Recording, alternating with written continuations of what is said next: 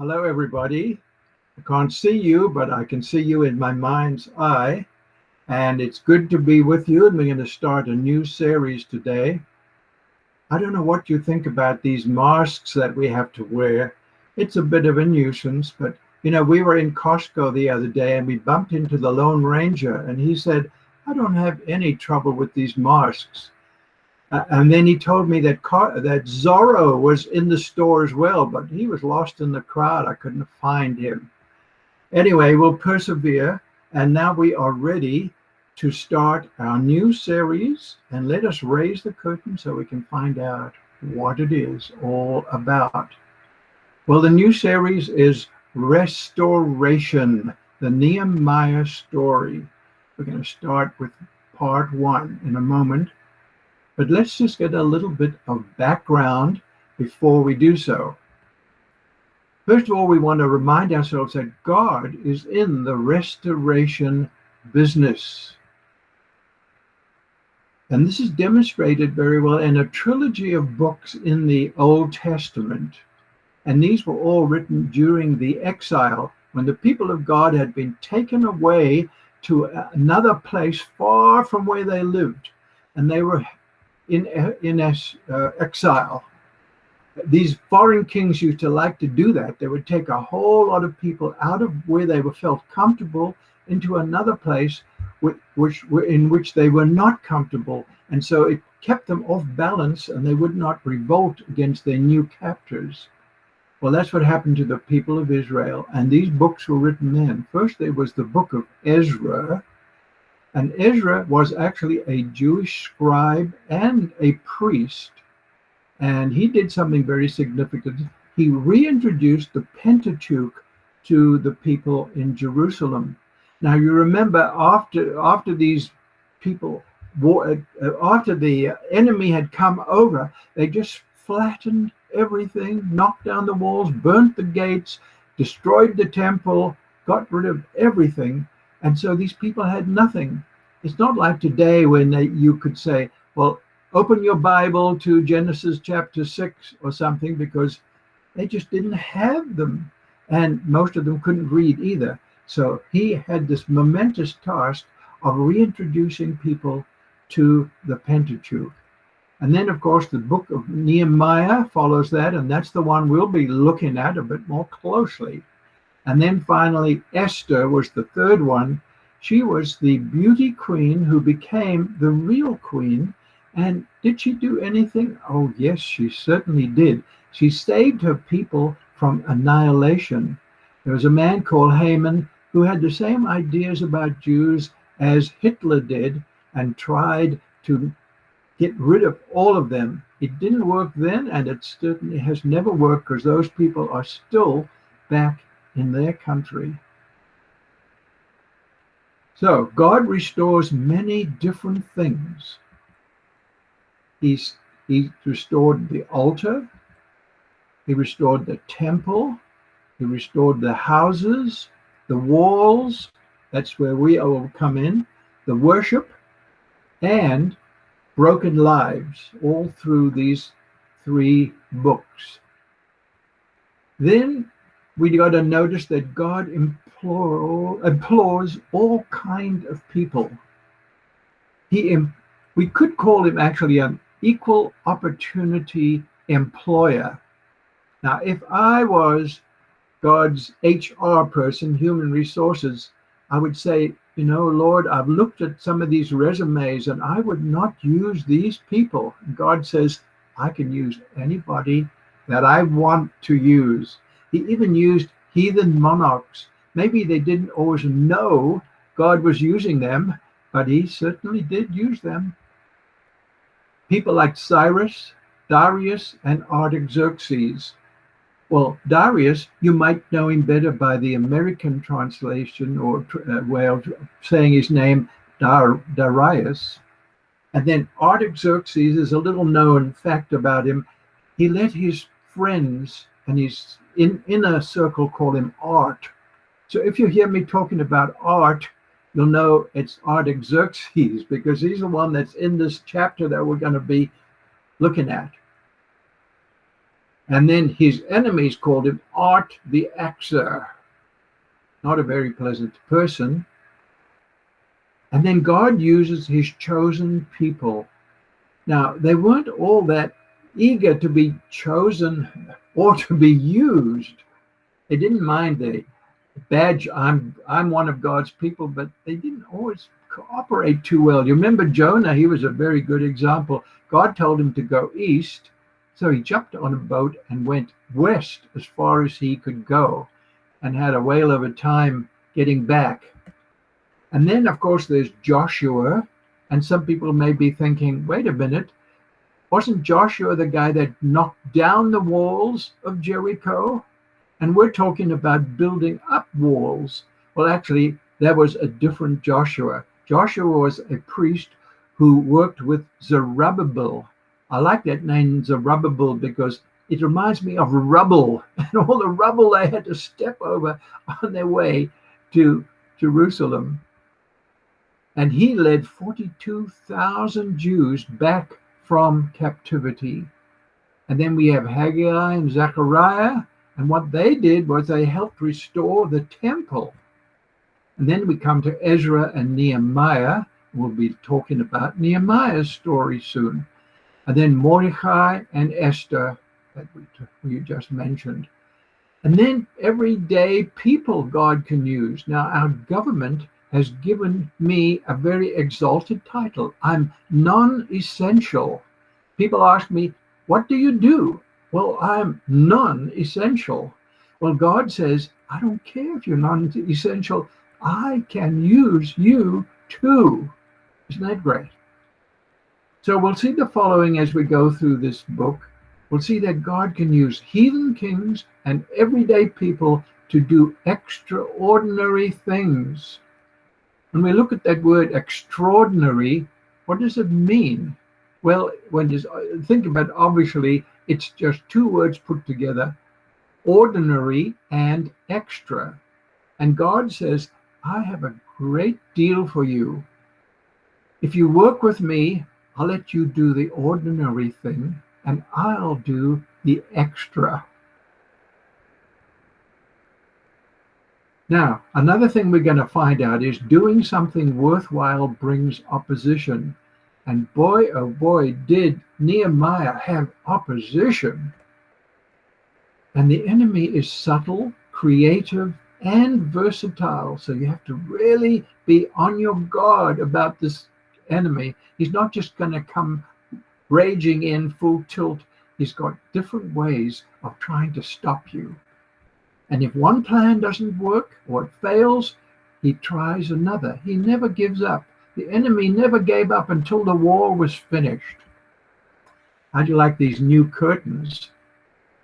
And they are introducing us to part one, the bad news. This is going to be a shorter part because of all the introduction that we did. So Nehemiah tells his own story. He says, in the 20th year of King Artaxerxes' reign, or Art, if you like, I, Nehemiah, was at the fortress of Susa. Now, I know what you're thinking. What is this fortress, and where is Susa, and what is Nehemiah doing there? Well, we can tell you that. Susa is in the Persian Empire, and it's modern-day Iran, actually the southern part of modern-day Iran. And Nehemiah was a captive in exile. He had a very good job, by the way. He was the cupbearer to the king, and very few people were given that job. It was a job, it was for somebody who was really trusted. We'll come back to that. So let's just have a look at the map and to see where they went. Well, there's Israel and Jerusalem right on the coast of the Mediterranean, right on the west side of our picture. And you see that blue line that's going along across the page? Well, that is not a river. It's actually a road that people today can drive from Jerusalem to Iran. I wouldn't advise it though, but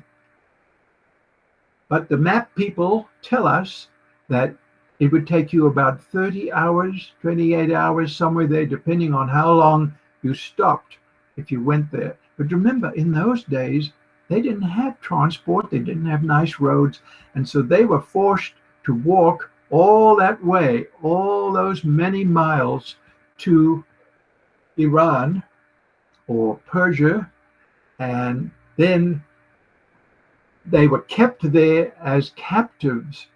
And the idea was that when you take people away from their own country and put them in a foreign country, they get off balance and they've got new things to learn, and they won't spend their time trying to escape or to do something, revolt against the king, and they'll be a long, long way from home, and soon enough they will forget all about where they came from. That was the idea of the way that the kings did this. They had something to learn about the people of Israel, though. They didn't forget. And it was 1,500 miles at least. So they were a long way from home. And in those days, they didn't have satellite news or TVs or radios. They were just isolated and far away from where they came from. And there were some prominent Jews that were in exile that rose to prominence in the actual countries in which they were living. Joseph is one of those who went to Egypt. Now, he wasn't taken away by military force, but as you remember, he was sold by his brothers to some slave traders. But Joseph started as a slave, ended up as the VP in his new country. Everybody had to bow down to him wherever he went. Now there were some people that were taken to Babylon. Daniel, for instance, was taken to Babylon, and as a foreigner, as a captive, he became an advisor to a number of kings. So one king was there, made him advisor, another king took over and made him the advisor, and so forth. And can you imagine in this country, the president of the United States, whoever he might be, asking somebody to be his advisor? Then when his term is over, another president comes, maybe of a different party, and says, I'm going to keep you on as my advisor. And then a third president comes along and says, yes, I like you so much, I'm going to keep you on. Very unheard of. But Daniel was such a trusted person and used by God in those circumstances that he was kept on in different regimes. And then also in Babylon, we had the three men, Shad, Micah, and Abe, who were famous for being thrown into the fiery furnace. But we forget too that they had prominent places in the governance of Babylon, bestowed on them by the king, who really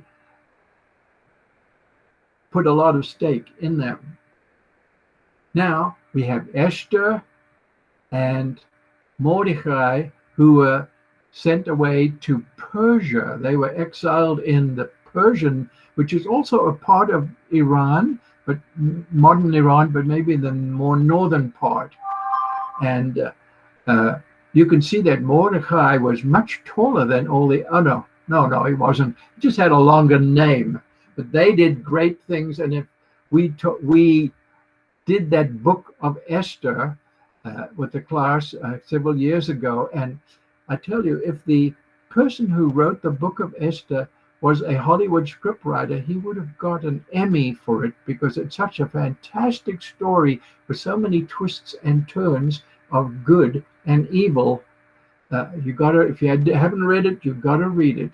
And then we have Nehemiah, also in the Persian Empire, which is modern day Iran, and he will find out what he had to do in just a moment. So now we're going to move on, and Nehemiah is visited by some friends who have come all the way from Jerusalem. It's a 1,500-mile trip. Again, not on our modern convenience of getting from place to place. And he asked them the natural question, How are things in Jerusalem? He's hoping they'll just say, oh, fine. They say this, not going well, not at all. Well, what do you mean? Well, the people are in trouble and they're in disgrace, and the walls are down and the gates are burned.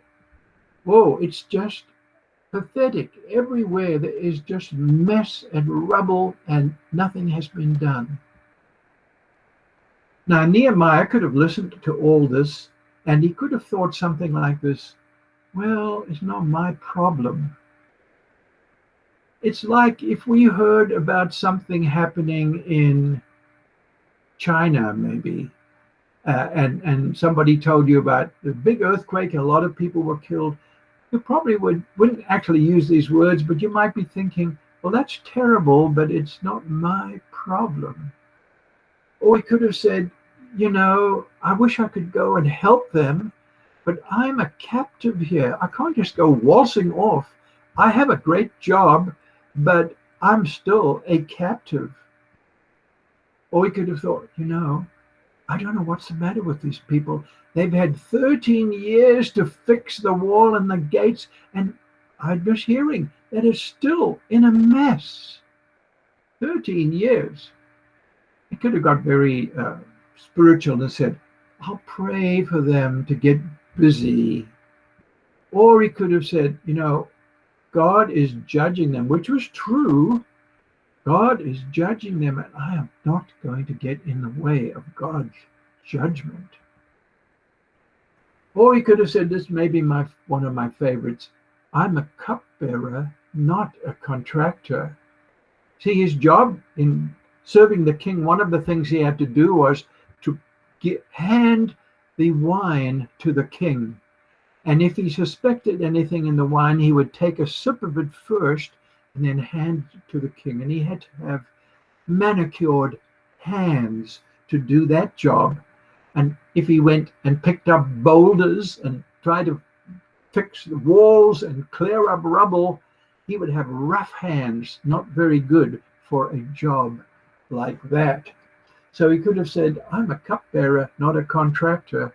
And probably contractors wouldn't be good cupbearers, and cupbearers wouldn't be good contractors. So that's my excuse for not being involved.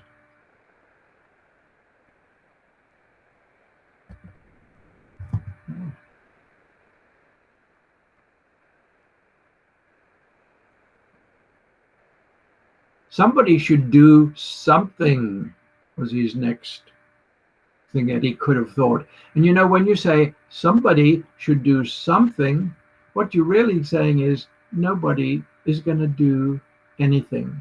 So he could have thought any of those things, but we don't hear of him doing anything like that. So what would you have thought if you had been in his place and you'd got this news from far away? Well, I'll have to leave that for you to think about. So how did Nehemiah react? Well, he tells us. He said, I sat down and wept. Now we have to remember that these people, these Semitic people, are much more used to showing their emotions than we are. We're very stoic. We just sit there and listen to a sermon or whatever it might be. If we're at a ball game, we might cheer some, but nothing like them. They really knew how to express their emotions. And he said, I sat down and wept. Well, he could have done it just for a short while and then said, well, we have to move on, life has to keep going. But he says, for days I mourned and fasted. And then he said, I prayed to the God of heaven. He prayed. That's a good idea. Now, just to get a feeling of how people felt, these Jews, as they were in Babylon, we read Psalm 137. Beside the waters of Babylon, we sat down and wept as we thought of Jerusalem. We put away our harps, hanging them on the branches of poplar trees. For our captors demanded a song from us. Our tormentors insisted on a joyful hymn. Sing us one of the songs of Jerusalem. But how can we sing the songs of the Lord while in a pagan land? If I forget you, O Jerusalem, let my right hand forget how to play the harp. May my tongue stick to the roof of my mouth if I fail to remember you, if I don't make Jerusalem my greatest joy. Wow, they certainly had great feelings toward Jerusalem. So as we close, why was Nehemiah so upset? God had given them this land. Jerusalem was the capital. That's where God's name was honored. Now they were unprotected, dilapidated, and God's chosen people were in great trouble and in disgrace. You see, God had blessed them for a purpose. He blessed them to be a blessing to others, but they were in disgrace, as the visitors told Nehemiah. And Nehemiah was concerned about two things. He was concerned about the physical walls and the people themselves. And they both needed restoration, which is our theme. So in closing, first Nehemiah was shocked, then he prayed, and next week we will look at Nehemiah's prayer. So here's your take-home box. We have 3 things to put in there. Care. Do you care? Despair. Are you in despair? Then make sure you go to prayer. That's the most important thing to remember. So let's put that away, and we'll look forward to next week when we'll discuss Nehemiah's prayer. So let's bring down the curtain to end this segment, and may God bless you, and may you have a great week.